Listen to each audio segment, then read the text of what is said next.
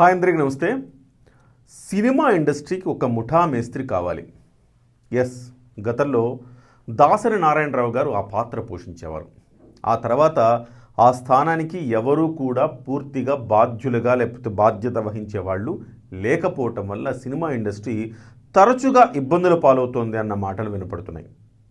వాస్తవానికి దాసరి గారి తర్వాత ఎవరు సినిమా ఇండస్ట్రీకి ఒక పెద్ద దిక్కుగా ఉంటారు అంటే చిరంజీవి గారి పేరు ప్రధానంగా వినిపించింది. మురళీమోహన్ వంటి వారు కూడా చిరంజీవి గారిని సినిమాకు ఒక పెద్ద దిక్కుగా ఉండాలని ఆయన కోరటం, చిరంజీవి గారు కూడా దానికి ఓకే అనటం, ఆ తర్వాత కొన్ని చిల్లర రాజకీయాలు, చిల్లర పంచాయతీల కారణంగా నేను సినిమా బిడ్డగానే ఉంటాను తప్ప సినిమా పెద్దగా ఉండను నేను అని చెప్పేసి ఆయన ప్రకటించారు. కానీ ఇవాళ మళ్ళీ మరొక్కసారి ఆ ఆవశ్యకత కనబడుతోంది అని చెప్తున్నారు. ఎందుకు అంటే గత 5-6 ఏళ్ళుగా తీసుకోండి, గత 5-6 ఏళ్ల నుంచి కూడా సినిమా ఇండస్ట్రీ చాలా వివాదాల పాలవుతోంది. వాస్తవానికి జగన్మోహన్ రెడ్డి గారు అధికారంలోకి వచ్చిన తర్వాత జగన్మోహన్ రెడ్డి గారిని కలవలేదు అన్న ఉద్దేశంతో జగన్మోహన్ రెడ్డి గారు 10 రూపాయలకు 20 రూపాయలకు టికెట్ల రేట్లు పెట్టి అమ్మించిన పరిస్థితి మనం చూసాం. చివరికి ఎంఆర్ఓలను కూడా టికెట్ కౌంటర్ల దగ్గర పెట్టించిన ఒక దుస్థితి మనం చూసాం.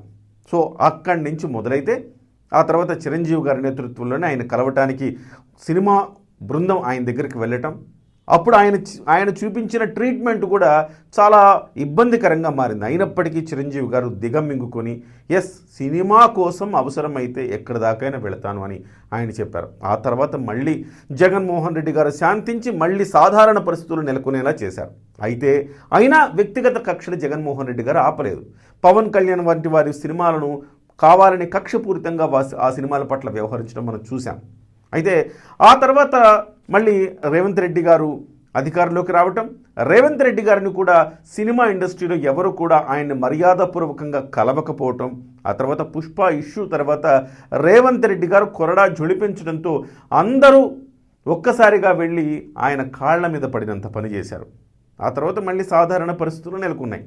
ఇప్పుడు మళ్ళీ పవన్ కళ్యాణ్ గారి సినిమాని ఆపేసే కుట్ర చేయడంతో ఈ ప్రభుత్వం వచ్చిన తర్వాత వాస్తవానికి పవన్ కళ్యాణ్ గారిని కలిశారు. కొంతమంది కలిసినప్పుడు ముఖ్యమంత్రి చంద్రబాబు గారిని కలవండి, మీరందరూ ఒక బృందంగా రండి, సినిమా ఇండస్ట్రీకి సంబంధించి ఒక పరిశ్రమ హోదా ఇద్దాం, దాన్ని మరింతగా అభివృద్ధి చేద్దామని పవన్ కళ్యాణ్ గారు చెప్పినప్పటికీ పెడచెవిన పెట్టిన వీళ్ళంతా కూడా ఎక్కడికి పోతాళ్లే మన చంద్రబాబు, మన పవన్ కళ్యాణ్ గారి అన్న రీతిలో వ్యవహరించడంతో మళ్ళీ మొదటికి వచ్చింది పరిస్థితి అని చెప్పాలి.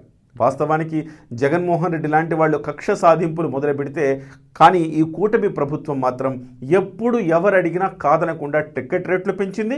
టికెట్ రేట్లు పెంచినందువల్ల అది న్యాయపరమైన ఇష్యూస్కు దారితీస్తే కోర్టుల చుట్టూ అధికారులను కూడా తిప్పింది. సో ఆ పరిస్థితి కనపడింది. అయినప్పటికీ ఈ ప్రభుత్వంలో ఉన్న చంద్రబాబు నాయుడు గారిని కూడా కలవటానికి వెళ్ళలేదు. ఎక్కడో లోపం కనపడతా ఉంది. ఒక తాటి మీద సినిమా ఇండస్ట్రీ లేదు. నిన్న మొన్న ప్రెస్ మీట్లు పెట్టిన అల్లు అరవింద్ గారు తను మాత్రమే శుద్ధపూసనని చెప్పుకునే ఒక ప్రయత్నం చేయటం, మళ్ళీ నిన్న ప్రెస్ మీట్ పెట్టిన దిల్ రాజు గారు చెప్పుకోవటం, ఆ రకంగా ఎవరికి వారు యమునా తీరే అన్నట్టుగా కనపడుతోంది. పేరుకేమో పెద్ద పెద్ద నిర్మాతలు, పాన్ ఇండియా సినిమా తీసే నిర్మాతలు, కానీ వ్యవహార శైలి మాత్రం ఆ స్థాయికి తగ్గ హుందాతనంతో వ్యవహరించట్లేదన్న మాటలు వినపడతా ఉన్నాయి. సో గతంలో అయితే ఉమ్మడి ప్రభుత్వం ఉన్నప్పుడు, ఉమ్మడి రాష్ట్రంగా ఉన్నప్పుడు, గతంలో దాసరి నారాయణరావు గారు లాంటి వాళ్ళు పెద్దలు ఉన్నప్పుడు కూడా అందరూ కూడా మర్యాదపూర్వకంగా ప్రతి సందర్భంలో ఆయన చెప్పక్కర్లేదు, దాసరి నారాయణరావు గారు చెబితేనే కలిశారని కూడా నేను చెప్పను. సహజంగా ఒక ప్రక్రియ, ఒక సంప్రదాయం ఉండేది.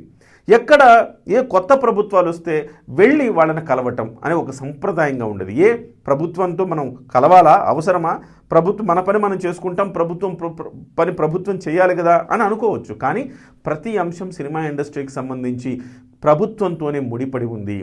మీకు టికెట్ రేట్లు పెరగాలన్నా, థియేటర్ల పర్మిషన్లు రావాలన్నా, షూటింగ్ల పర్మిషన్లు రావాలన్నా, లేదా సినిమాను ఒక పరిశ్రమగా గుర్తించాలన్నా, సినిమా కార్మికులకు ఏదైనా సౌకర్యాలు కల్పించాలన్నా, ఇళ్ల స్థలాలు ఇవ్వాలన్నా, ఏదైనా కానీ సినిమా కార్మికుల సంక్షేమం కోసమైనా కానీ ప్రభుత్వం ఉండాల్సిందే.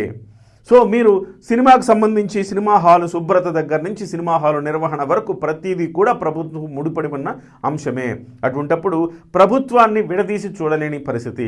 మరి అలాంటప్పుడు సినిమా ఇండస్ట్రీలోని ఒక ఏకతాటి మీదకి వచ్చి నిలబడి అందరినీ కలిసే ఒక పరిస్థితి రావాలి.